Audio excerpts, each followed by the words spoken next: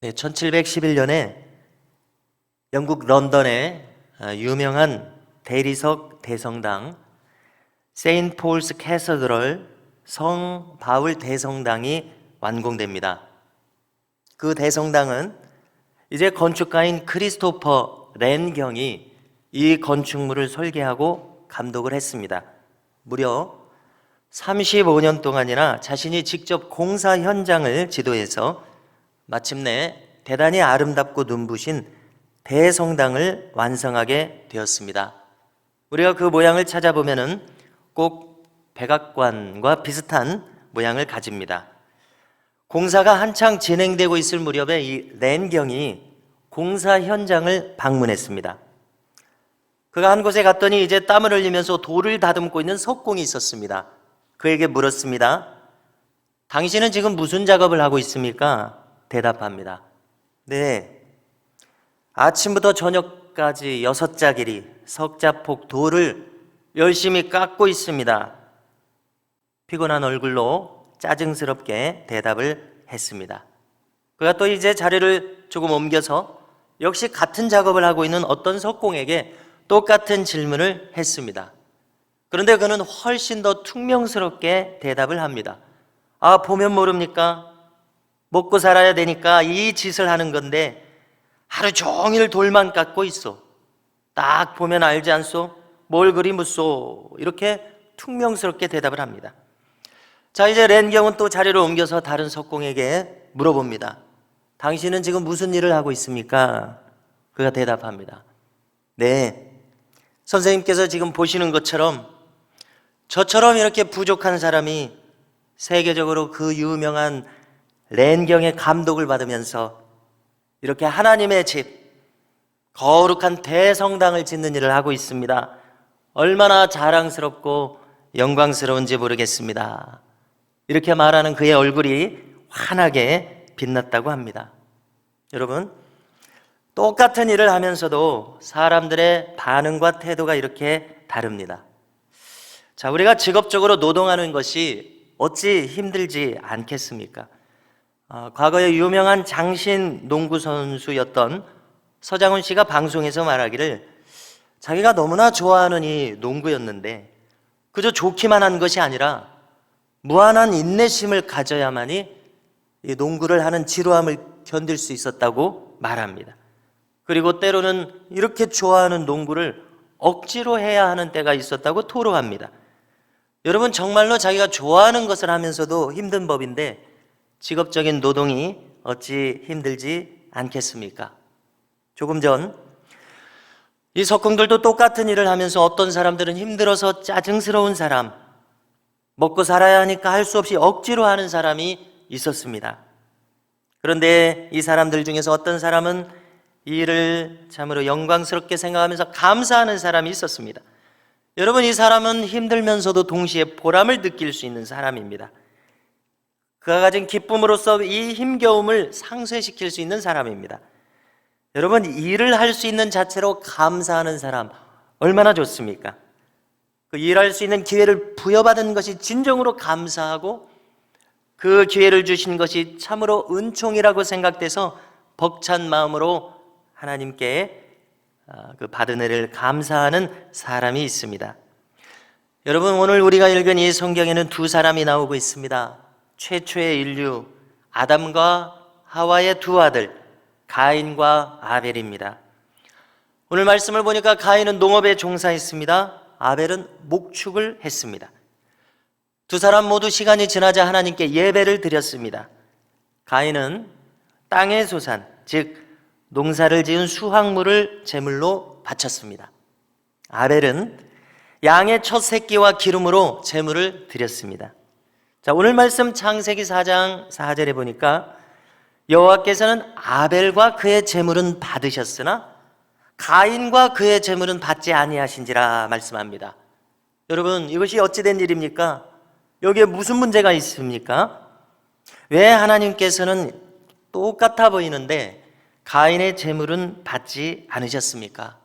왜 아벨의 제물만 받으셨습니까? 우리는 그 단서를 5절 이하에서 찾을 수 있다고 생각합니다. 자, 정확히 무슨 일이 있었는지 성경은 우리에게 알려주지 않습니다. 상상해 보건대 어쩌면 제물을 불살라 드리는 중에 비가 와서 모두 가인의 제물이 휩쓸려 가버렸을지도 모르겠습니다. 제물이 거절당하자 가인은 분노했습니다. 그의 안색이 변했다고 기록합니다. 이때 하나님께서 그에게 말씀하십니다. 왜 분노하느냐? 왜 안색이 변하느냐? 그리고 우리가 주목해야 할 말이 여기 있습니다. 하나님 말씀하시기를요, 네가 선을 행하면 어찌 낯을 들지 못하겠느냐, 이렇게 말씀하십니다. 여러분, 우리는 하나님께서 하신 이 말씀을 통해서 평소 가인이 살아가던 태도와 마음가짐을 엿볼 수 있다고 생각합니다. 그가 예배를 드리는 중에 어떤 마음가짐이었을지 우리는 추정해 볼 수 있습니다. 자, 어떻습니까? 한마디로 그는 악한 마음으로 살고 있었습니다. 예배 현장에서도 악을 도모하고 있었습니다. 오죽하면 하나님께서 예배 도중에 그 예배를 거절하셨겠습니까? 여러분, 이사야서 66장을 보면 이제 이 이사야서의 마지막 장에서 선지자 이사야는 새로워질 예루살렘에 대한 밝은 미래를 노래하고 있습니다. 그러면서도 또 동시에 하나님의 진노를 불러일으키고 있는 자들에 대해서도 거론하는 것을 우리가 읽어볼 수가 있습니다. 우리가 이사야서 66장 3, 4절을 본다면요, 제가 읽어드리겠습니다. 이런 내용이 있습니다.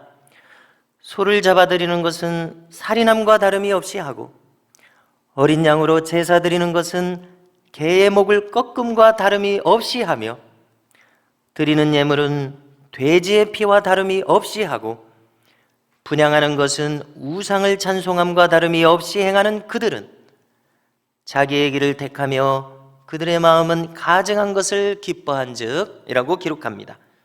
여러분, 이것이 무슨 뜻이겠습니까? 자, 소를 이제 번제로 바치지 않습니까? 자, 그러면은 이제 성경에서 가르쳐 주시는 것은 자신의 죄악을 속하기 위해서 번제를 바치는 겁니다. 그렇기 때문에 이제 죄인인 당사자 자신이 그 소에게 안수합니다. 그러면은 자신의 죄가 그 소에게 전가됩니다. 그리고 이제 번제를 바치는 당사자가 칼을 들고서 자기의 죄를 뒤집어 쓴 이 소의 생명을 취하게 됩니다. 마치 자신이 죽는 것 같은 참회의 마음으로 이 생명을 취해야 합니다. 이것이 속죄의 번제를 드리는 자의 태도입니다. 자, 그런데 오늘 이 이사야서 66장 3절은 어떻게 했다고 합니까? 살인하는 것처럼 했다고 합니다. 그것은 무슨 마음입니까? 포악한 마음으로, 거친 마음입니다. 또 형편이 더 어려운 사람은 양을 드립니다. 양을 드리면서 어떻게 했습니까? 폭력적으로 이 양을 죽입니다. 자, 그런가 하면 그 다음 내용을 보니까 유대인들은 돼지를 바치지 않습니다. 돼지는 부정한 짐승이지 않습니까? 돼지를 제물로 바치지 않습니다. 자, 헬라인들 같은 이방인들이나 바치는 행위입니다. 자, 제우스 같은 대상에게 돼지를 바칩니다. 자, 이 세상 사람들이 우상에게 무엇인가를 바치면서 하는 일은 무슨 일입니까? 복을 비는 일입니다. 잘 살게 해달라는 것을 빕니다. 건강하게 해주고, 그리고 배를 타고 나가서 배가 뒤집히지 않도록 해달라는 것을 우상에게 빌고 있습니다. 오늘 이 이사야 선지자가 고발하는 것은 이것입니다. 우상 숭배자가 된 유대인들도 그렇게 하더라는 겁니다. 그들도 그릇된 방법으로 이방인들하고 똑같은 방식과 마음으로 복을 빕니다. 여러분, 그야말로 요즘 말로 기복신앙입니다. 여러분, 사람들이 복을 비는 것이 무엇이 그렇게 잘못된 것이겠습니까?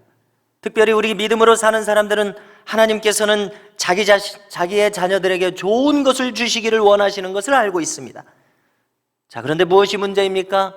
자식된 자의 도리로서 부모에 대한 효성은 없이 돈만 달라고 한다면 그 자식은 부모의 근심거리일 수밖에 없습니다. 여러분, 기복신앙이라는 건 그런 것 아니겠습니까? 하나님을 대상화하고 수단화합니다. 그것이 기복신앙입니다. 하나님을 어떤 물건을 주는 버튼 취급하고 자판기 취급을 합니다. 여러분, 우리는 하나님으로부터 복을 받아야 되는데 참된 축복은 하나님과의 관계에서 오는 줄로 믿습니다.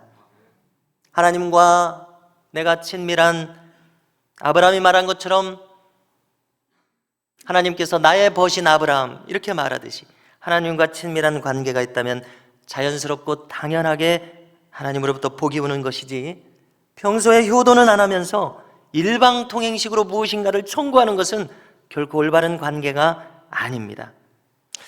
또 이어지는 내용을 보니까 분향하는 것은 우상을 찬송함과 다름이 없이 행한다고 합니다.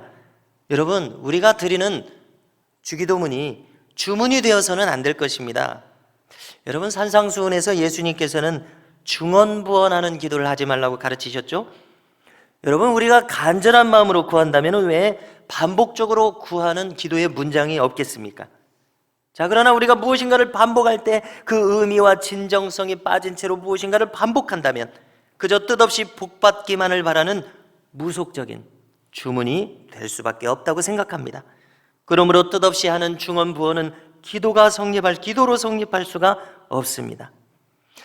자, 이와 같은 마음으로 예배 자리에 나와 있는 사람들에 대해서 하나님은 어떻게 하시겠다고 합니까?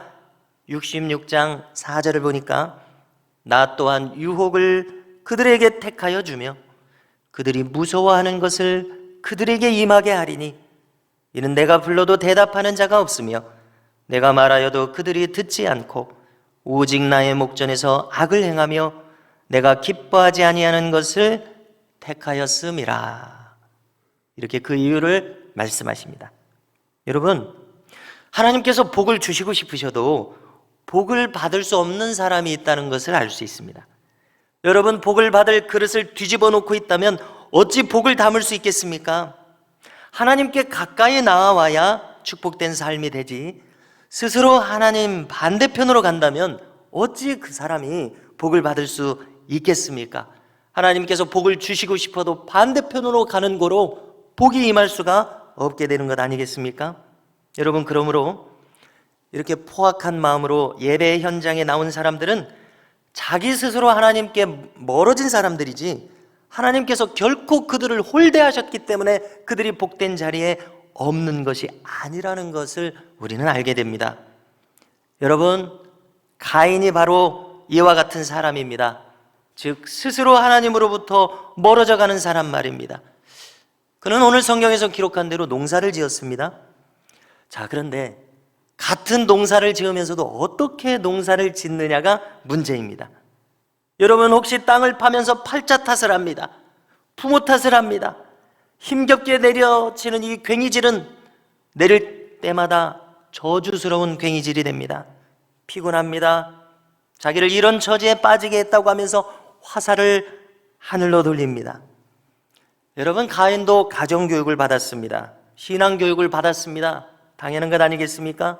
그러므로 그도 때가 되면 제물을 바칩니다. 그러나 이것이 억지 춘향인 것을 알 수 있습니다. 습관적으로 바칩니다. 불평하며 바칩니다. 아무 것이나 바쳤을는지도 모르겠습니다. 그는 자기가 하는 제사를 집중하지 못했을 것입니다. 대충 때우기식으로 일을 마치듯이 서둘러서 끝낼 심산이었을지도 모릅니다. 여러분, 만일 이렇게 제물을 드렸다면 하나님께서는 그 제물을 받으실 수가 없었을 것입니다. 5절을 보니까 가인과 그 제물은 받지 아니하신지라 말씀하십니다. 단순히 하나님께서는 제물만을 받지 않으신 것이 아니라 그 제물을 바치고 있는 당사자 가인을 받지 않으셨다고 말씀합니다. 바꿔 말해서 예배를 받지 않으시기에 앞서서 그렇게 예배하고 있는 그 예배 당사자를 받지 않으신 겁니다. 그를 인정하지 않으신 겁니다. 아니, 인정할 수 없게 그가 만들었습니다. 예배자이어야 예배를 받으실 수 있음을 알 수 있습니다. 예배자의 자세부터 성립이 안 되어 있는데 어찌 그것이 예배가 될 수 있겠는지, 어찌 그 행위를 받으실 수 있겠는지 우리가 생각하게 됩니다. 여러분, 반면에 하나님께서는 아벨과 그의 제물은 받으셨다고 기록합니다. 오늘 말씀을 통해서 가인과 아벨의 차이가 무엇입니까? 가인은 예배자가 아닌 자가 예배 행위를 한 것이었습니다.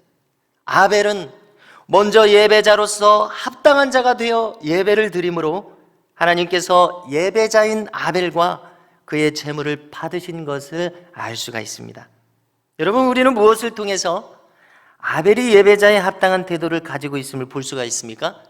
그것은 4절을 통해서 볼 수가 있습니다. 그는 어떻게 예배를 드렸다고 기록합니까? 양의 첫 새끼와 그 기름으로 드렸더니, 이렇게 말합니다. 자, 여러분, 처음 소산을 드리는 정신은 무슨 의미겠습니까? 가장 먼저 수확한 것을 가장 먼저 하나님께 드리는 정신 말입니다. 여러분, 이것은 그가 하나님 제일주의 신앙을 가졌음을 알 수 있습니다.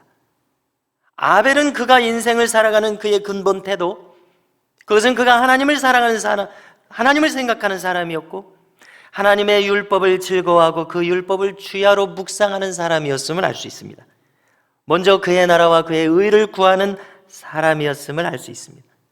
그가 일어나든지 누웠든지 출근하든지 퇴근하든지 언제나 자신이 하나님의 백성이라는 그 정체성을 잃지 않는 사람, 바로 이런 사람이 하나님 제일주의 신앙을 가진 사람입니다. 첫 수확물을 하나님께 드리겠다는 생각, 그것은 바로 이 하나님 제일주의 신앙에서 온 것입니다.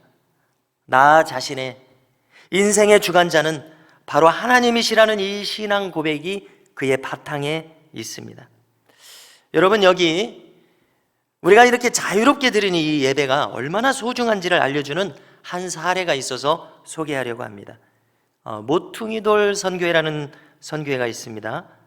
이 선교회는 그 특징이 북방 지역을 선교하는 북방 선교회인데요, 우리나라의 이삭이라고 하는 목사님이 그 선교회를 세우셨고, 카타금 소식이라고 하는 소식지를 통해서 북방 지역에 여러 가지 소식들을 전하고 있습니다. 자, 그 소식지를 통해서 북한을 비롯한 공산권 국가, 과거의 구소련, 그 지하교회의 신자들의 소식을 들을 수가 있었습니다. 자, 80년대 말경의 이야기입니다. 구소련의 어느 도시에서 이 이삭 목사님은 한 비밀 예배처를 탐방할 기회를 얻었다고 합니다. 그가 예배처에 가보니까 예배를 드리기 전부터 성경 통독을 하면서 성도들이 울고 있었습니다. 그런데 이 성도들이 예배가 시작되었는데도 울음을 그치지 않았다고 전합니다. 자, 예배의 반주는 낡은 풍금으로 이루어졌고요, 찬양대는 단지 몇 명뿐이었습니다. 그들이 바치는 송영도 울음 때문에 제대로 그 목소리가 나오지 않고 회중의 찬송 소리에도 울음이 섞여 있었다고 전합니다. 이어지는 설교를 들을 때나 성찬을 나눌 때도 마찬가지였습니다. 자, 예배를 마쳤습니다. 예배를 마친 다음에 이삭 목사님은 그분들에게 물었습니다. 왜 이렇게 울면서 예배를 드리십니까? 라고 물으니까 대답이 이것입니다. 네, 저희들은 바로 이 예배가 이 세상에서 드리는 마지막 예배가 될지도 모르기 때문에 그렇습니다. 그들의 상황은 이와 같습니다. 어느 날 갑자기 구소련의 비밀 경찰인 이 KGB에 잡혀가서 20년이고 30년이고 돌아오지 못하는 사람들이 대단히 많았다고 전합니다. 성도 여러분, 우리는 얼마나 자유로운 환경에서 지금 주일마다 예배를 드릴 수가 있습니까? 우리는 고난 속에서도 목숨을 걸고 감격 속에서 예배를 드리는 성도들이 있다는 사실에 우리가 드리는 이 예배가 얼마나 귀한지를 새삼 깨닫게 됩니다. 성도 여러분, 우리는 어떤 예배자인지 스스로 물어야 할 것입니다.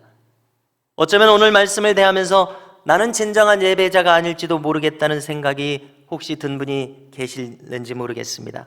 그렇다면 오늘 말씀을 통해서 우리가 하나님의 음성을 들으실 수 있기를 바랍니다. 예배 행위자와 그 제물을 받지 않으셨던 가인처럼이 아니라 예배자와 그 제물을 받으셨던 아벨처럼 되고자 하는 열망이 충만하시기를 주님의 이름으로 축원합니다. 여러분, 가인의 문제는 하나님과의 관계 설정이 잘못된 데 있었습니다. 그는 하나님 제일주의로 살지 못했습니다. 하나님의 은혜를 느끼지 못했습니다. 감사하지 못했습니다. 그의 노동은 확신컨대 불평거리였습니다. 예배는 억지였습니다. 자신과 다른 동생 아벨을 증오하게 되었습니다. 결국 그를 해치게 되었습니다. 여러분, 만일 우리도 오늘 드리는 이 예배가 내 생애의 마지막 예배가 될 수도 있다는 간절함이 있다면 우리는 더욱 힘써서 하나님께 간절한 마음으로 나아가려는 마음으로 충만해질 것입니다. 그렇다면 오늘도 아벨과 같은 마음으로 예배하는 자를 찾으시는 하나님께서 이렇게 예배하고 있는 우리를 발견하시게 될 것입니다. 그리고 아벨과 그 제물을 받으셨던 것처럼 우리와 우리의 예배를 기뻐 받으실 줄로 믿습니다.